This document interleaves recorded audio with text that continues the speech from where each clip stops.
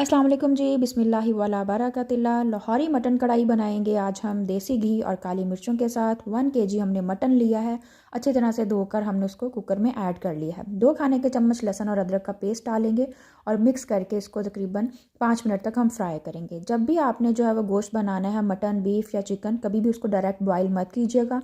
पहले उसको जो है लहसुन अदरक के पेस्ट के साथ उसके अपने ही पानी के अंदर 5 मिनट तक पकाएं और इस तरह से जो है वो गोश्त की एक जो मखसूस सी स्मेल होती है वो ख़त्म हो जाती है। अगर हम डायरेक्ट बॉईल करेंगे गोश्त गल जाएगा लेकिन उसकी स्मेल ख़त्म नहीं होगी। एक बड़ा प्याज मोटा काट कर हम इसके अंदर डालेंगे, 1 कप पानी का ऐड करके इसको 15 मिनट्स तक हम लगा देंगे। 15 मिनट्स में मटन हमारा जो है वो बिल्कुल अच्छी तरह से सॉफ्ट हो जाएगा और पानी भी ऑलमोस्ट हमारा सारा ड्राई हो जाएगा।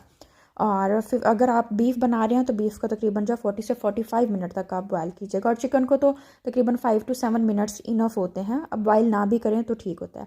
15 मिनट्स में माशाल्लाह से जी पानी भी ड्राई हो चुका है, गोश्त हमारा गल चुका हुआ है।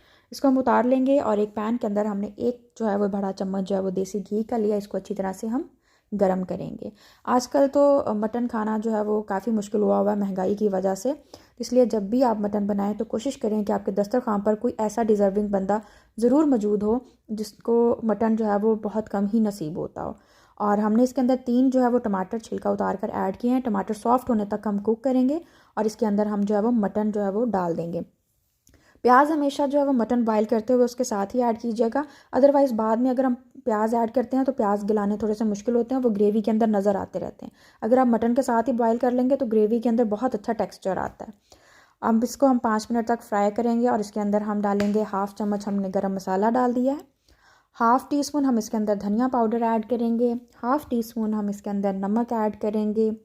1/2 टी स्पून ही हम इसके अंदर ब्लैक पेपर ऐड करेंगे क्योंकि हम काली मिर्च में बना रहे हैं तो बहुत ज़्यादा स्पाइसी नहीं बनेगी ये।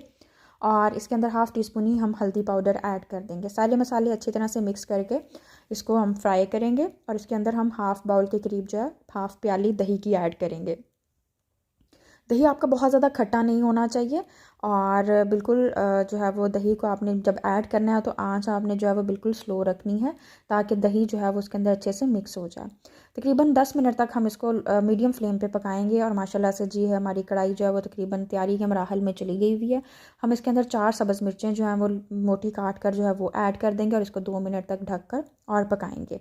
और जब ऑयल जो है वो कढ़ाई से ग्रेवी से सेपरेट होना शुरू हो जाए तो हम इसके अंदर जो है वो धनिया जो है बारीक कटा हुआ वो ऐड कर देंगे और इसको जो है वो ढककर 2 मिनट के लिए और कुक करेंगे।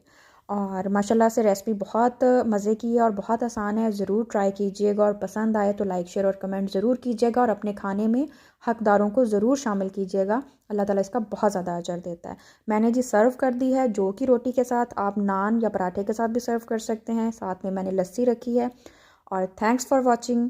अल्लाह हाफिज़।